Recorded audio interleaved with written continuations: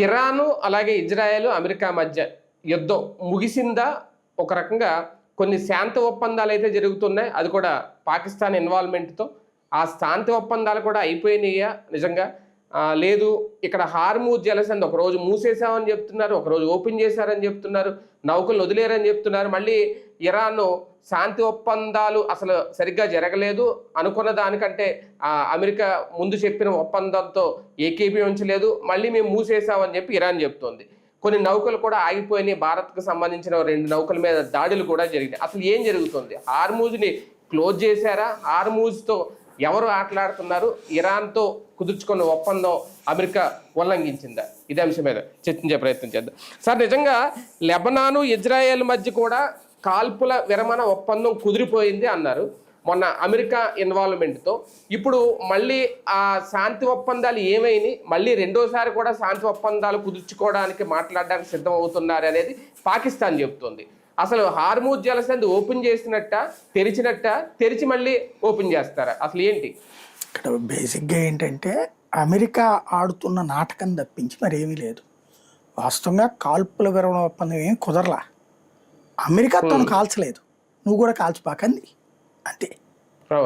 America నేను కాల్చను నిన్ను, నువ్వు నన్ను కాల్చిపాక అంది. అంటే నువ్వు గల్ఫ్ దేశాలను కాల్చిపాక అంది అంతే, సింపుల్. అదే ఒప్పందం.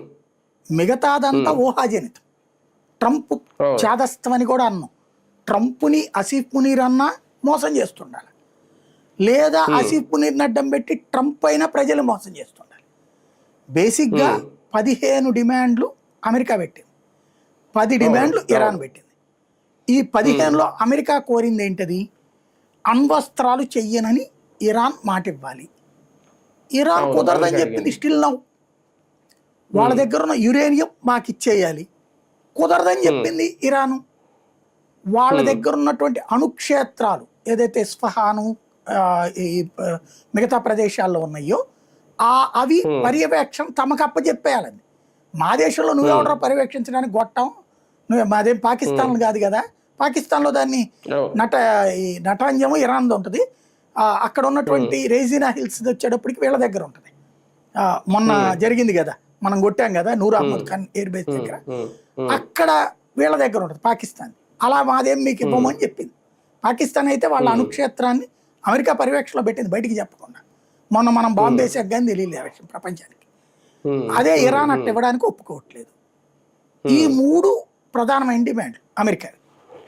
ఈ 3 అది కాదంటుంది నెంబర్ 1. నెంబర్ 2 వచ్చేటప్పటికి ఏది ఈ హార్ముజ్ జలసంధి దిగ్బంధాన్ని వదిలిపెట్టమంటుంది. అక్కడ ఏ డబ్బులు కలెక్ట్ చేయొద్దు అంటుంది. అట్లా కుదరదు, మేము మా చేతుల్లోనే ఉంటుంది, మేము కలెక్ట్ చేస్తామని చెప్తుంది ఇరాన్. ఇక్కడ ఇంకా అక్కడెక్కడ కుదిరింది ఒప్పందం? మొన్న ఒక అడుగు వెనక్కేసింది ఇరాన్. అంటే లెబనాన్ మీద ఇజ్రాయెల్ దాడులు జరపం అని చెప్పి ఒప్పందం జరగలేదు. అది ఒక పెద్ద మోసం. లెబనాన్తో కాదు ఒప్పందం జరగాల్సింది, హెజ్బుల్లాతో ఒప్పందం జరగాలి. లెబనాన్ అనేది ఒక దేశం అండి, అక్కడ ప్రజల చేత ఎన్నికైనా ప్రభుత్వం ఉంది, అందరూ ఎన్నుకున్నారు లేదా అనేది పక్కన పెడితే, అక్కడ వాళ్ళని పక్కన పెట్టి హెజ్బుల్లా అనే తీవ్రవాద సంస్థ డామినేట్ చేస్తుంది. రాజధాని కూడా వాళ్ళ చేతిలోనే ఉంది, హెజ్బుల్లా చేతిలోనే. హెజ్బుల్లా అనేటటువంటి వాడే ఇరాన్ మనుషులు, ఇరాన్ తయారు చేసిన తీవ్రవాదం. వాళ్ళని హెజ్బుల్లా సైన్యం అంటది ఇది ఇరాన్. వాళ్ళని సైన్యం అంటది తప్పించి వాళ్ళని తీవ్రవాదులకు ఒప్పుకోదు. అది ఆ హెజ్బుల్లా వాళ్ళ మీద దాడి చేస్తుంది ఇజ్రాయెల్. వాళ్ళు లెబనాన్లో ఉన్నారు కాబట్టి లెబనాన్లో చేస్తుంది, పాలస్తీనాలో ఉంటే పాలస్తీనాలో చేస్తుంది, యెమెన్లో ఉంటే యెమెన్లో చేస్తుంది, ఎక్కడ ఉంటే అక్కడికి వెళ్ళి పడి చేస్తుంది వాళ్ళని. వాళ్ళతో ఒప్పందం క్రిందటిసారి జరిగింది, కాల్పుల విరమణ ఒప్పందం. ఒక 1 నెల రోజుల క్రితం, 2 నెలల క్రితం. తర్వాత 1 నెల రోజులే కరెక్ట్గా. తర్వాత అంటే ఈ యుద్ధం ప్రారంభం కాక 1 నెల రోజుల ముందు అనమాట. ఇప్పుడు అంటే 40 రోజులు కదా ఇది, అంతకుముందు 1 నెల రోజుల ముందు జరిగింది. దాన్ని ఉల్లంఘించి హెజ్బుల్లా మొన్న దాడులు చేసింది ఇజ్రాయెల్లో, సౌత్ ఇజ్రాయెల్ అటు పక్కన ఉంటుంది అనమాట లెబనాన్కి బోర్డర్, దక్షిణం వైపు. మొన్న ఇటు ఇరాన్ మీద అమెరికా ఇజ్రాయెల్ దాడులు చేస్తున్నప్పుడు ఇజ్రాయెల్ మీద అది డ్రోన్లు దాడులు చేసింది హెజ్బుల్లా. కాబట్టి ఇప్పుడు తుడిచిపెట్టడం బిగించేసింది ఇజ్రాయెల్. కూర్చున్నదేమో లెబనాన్ రాయబారి, ఇజ్రాయెల్ రాయబారి. ఈ లెబనాన్ రాయబారి మాటని హెజ్బుల్లా వాళ్ళు వినరు. వీళ్ళిద్దరి మధ్యన కాల్పుల విరమణ ఒప్పందం ఎవరిని నాటకాలు ఆడడానికి. అందుకని మళ్ళీ నిన్న హెజ్బుల్లా మీద వేస్తానే ఉంది ఇజ్రాయెల్ అటాక్. దాన్ని అదేంటంటే ఇరాన్ ఆ మాట అడిగింది లెబనాన్ మీద దాడి చేయొద్దని. దాన్ని నేను మాట్లాడాను, ఒప్పించేశాను, ఇజ్రాయెల్ని ఆదేశించాడంట. ఈడబ్బా ఈడెవడు ఆదేశించడానికి? ట్రంప్ గాడి ఆస్తే అయింది ఇజ్రాయెల్ అనేది సార్వభౌమాధికార దేశం. వీళ్ళనే ఎర్రేదవల్లాగా వెనకాల తీసుకెళ్తుంది. అది అంత స్ట్రాంగ్ అయిన దేశం అది. దానికి ఈడెవడు ఆదేశించడానికి ఏమనాలా? ఇజ్రాయెల్ రిక్వెస్ట్ చేసాం, ఇజ్రాయెల్ ఒప్పుకుందని చెప్పాలా. కానీ ఒళ్ళు కొవ్వెక్కి బలుపెక్కి మాట్లాడతాడు కదా ట్రంప్. నేను ఆదేశించాను ఇజ్రాయెల్కి అన్నాడు వాడు. అందుకని వాళ్ళు నిన్న వెళ్ళి మళ్ళీ వేసాడు హెజ్బుల్లా మీద ఆదేశం అన్నాడు. వాడికి ఆదేశం అంటే మండుతుంది అనమాట బేసిక్గా. ఏదో పెద్ద రకమని విలువిస్తాడు, చేదస్తం పోతే ఊరుకోరు కదా. అయిపోయింది. ఆ కారణాన్ని చూపెట్టి ఇక్కడ ఇది మన హార్ముజ్ జలసంధిని వదిలేసామని చెప్పింది ఇదే ఇరాన్. కానీ అసలు లాజిక్ ఒకటి ఉంది. ఇరాన్లో ఎవడు పాలకుడు ఎవడో ఎవ్వడికి తెలియదు ప్రపంచానికి. ఇప్పుడు ఇరాన్లో వీడికి ఆసిఫ్ మునీర్ అని పాకిస్తాన్ అధ్యక్షుడికి కొంతమంది సైన్యంతో పరిచయాలు ఉన్నాయి ఐఆర్జీసీలో. వాళ్ళ దగ్గరికి వెళ్ళి వీడు మాట్లాడుతున్నాడు. వాడి మాట ఏం విన్నారో వీళ్ళకి తెలియదు. అధ్యక్షుడేమో పెజెష్కియాన్, ప్రజల చేత ఎన్నికైన. అతన్ని అమెరికా పట్టించుకోదు. పాకిస్తాన్ ప్రధానమంత్రి షాబాజ్ షరీఫ్ని ఎట్ట పట్టించుకోదు, ఈ పెజెష్కియాన్ని కూడా అమెరికా అట్లా పట్టించుకోదు. అక్కడ సైనిక చీఫ్ ఏమో పెజెష్కియాన్ మాట వింటాడు, కమాండర్లేమో సైనిక చీఫ్ మాట వింటారు. కమాండర్లు అక్కడ ఏం చేశాడంటే కొమైని తను చచ్చిపోతే తను చంపేస్తారని తెలుసు. 7 కమాండర్ల కింద విభజించాడు దేశాన్ని. మొత్తం 31 రాష్ట్రాలు అన్నమాట వాళ్ళకి. ఆ 31 రాష్ట్రాలని 7 జోన్లుగా విభజించాడు. జోనల్ హెడ్స్ని పెట్టాడు. ఈ జోనల్ హెడ్స్ సైన్యాధ్యక్షుడు మాట వినక్కర్లా. కొమైని లేదా కొమైని తర్వాత వచ్చే వారసుడు, మత వారసుడు. కొమైని తర్వాత ఇప్పుడు ముక్తజా కొమైని మాట వినాలి. ఆ ముక్తజా కొమైని బతికొని రావడం లేదో తెలియదు, కోమాలో ఉన్నాడు. స్టిల్ నౌ అతని పేరుతో ప్రకటనలు ఇస్తున్నారు తప్ప అతను లేడు.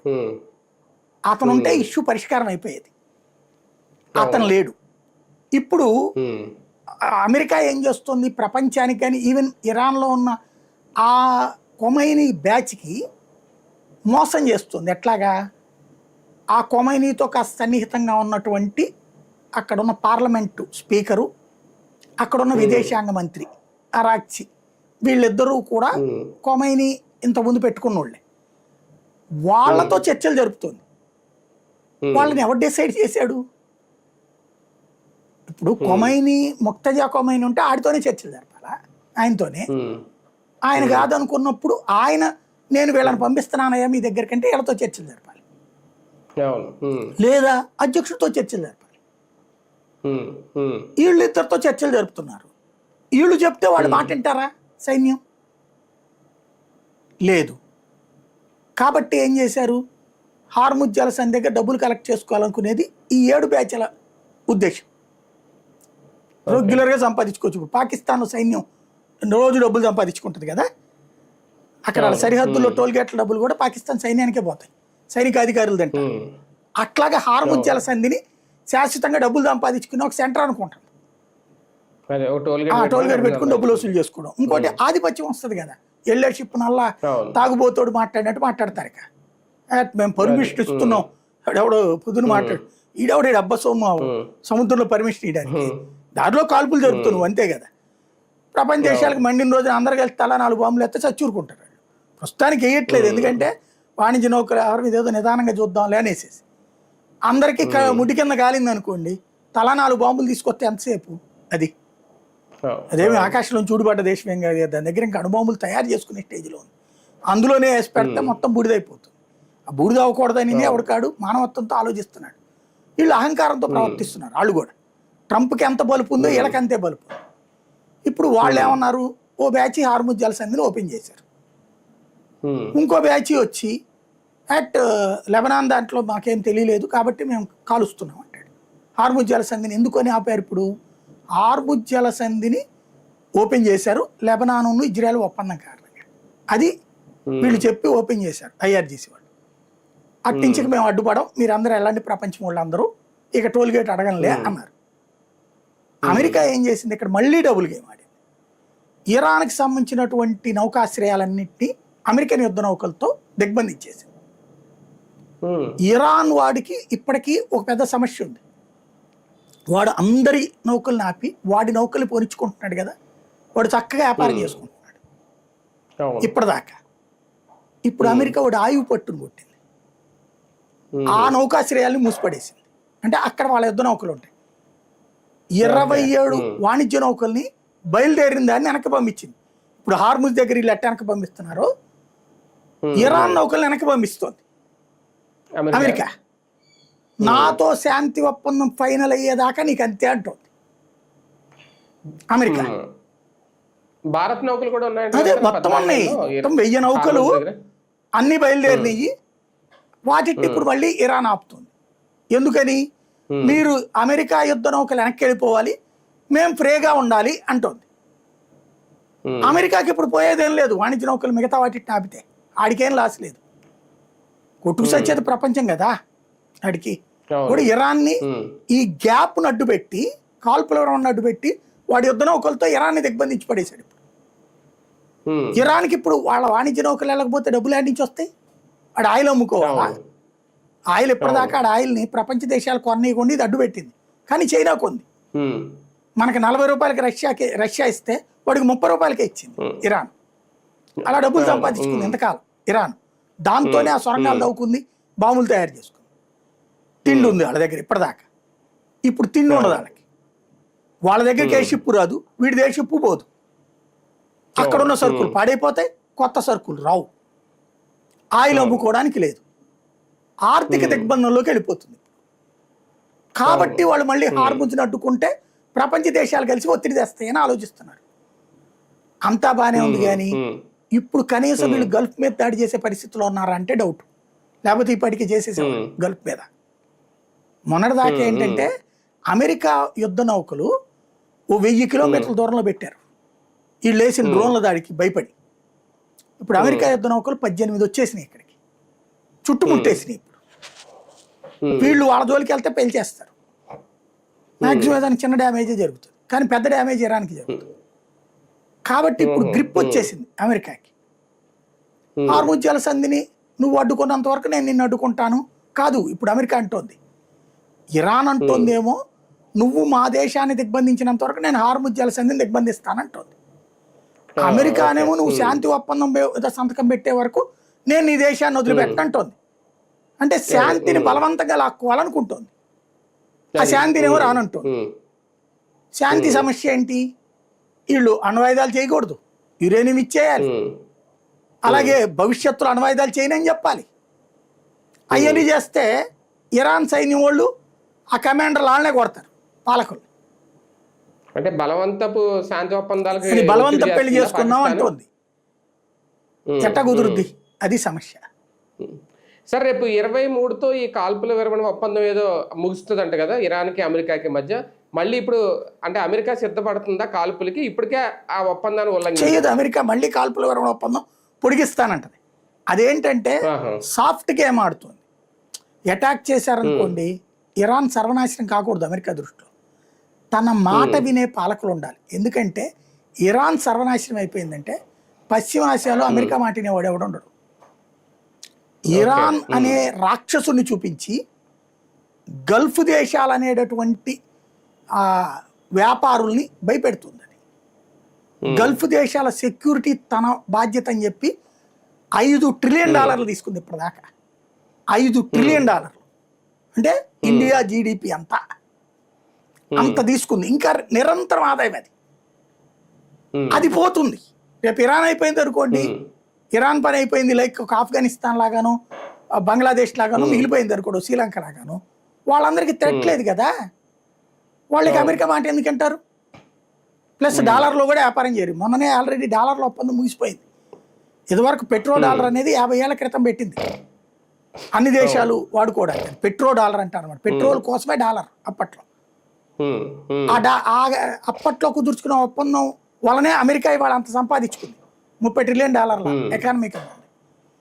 దాని గడువు ముగిసిపోయింది మొన్న.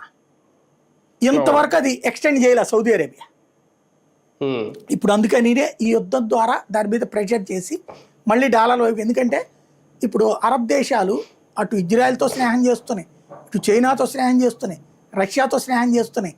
డాలర్ని పక్కన పెట్టి బంగారంలో మారకం, లేకపోతే దాని పేరేమంటారు రూబెల్స్లో, యువాన్స్లో, దిర్హామ్స్లో, రూపాయల్లో వ్యాపారాలు చేసేస్తున్నారు.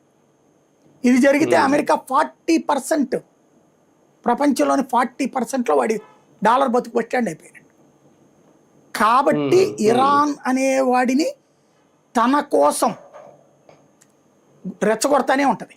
ఇరాన్ని ఎంతసేపటికి బూచిగా ఉంచుతుంది అది ఇరాన్ని చావనీయదు. సరే, ఈ నేపథ్యంలో భారత్ చమురు మొత్తం రష్యా నుంచి కొనుగోలు చేయడానికి ఆల్రెడీ చేస్తుంది. ఇప్పటికే రష్యా నుండి ఆయిల్ మళ్ళీ లాస్ట్ మంత్ తో పోల్చుకుంటే విపరీతంగా వచ్చింది. దాని మీద కూడా అమెరికా ఏదో ఆంక్షలు విధించింది. అది 1 month వరకు ఆంక్షలు ఎత్తేసానండి మళ్ళీ. అవును. కాబట్టి రష్యా ఆయిల్, రష్యా గ్యాస్ కూడా మనకి ఎక్కువ ఇస్తానని తీసుకుంటున్నాం మనం. వాస్తవంగా ఇరాన్ దగ్గర నుంచి కూడా తీసుకుంటున్నాం మనం. ఇప్పుడు షిప్లు ఆగినాయి కాబట్టి ఏమవుతుందో చూడాలి. అంటే అంత కొరత అయితే ఉండదు మనకి వరకు, ప్రాబ్లం లేదు రష్యాతో మనకున్నది కాబట్టి.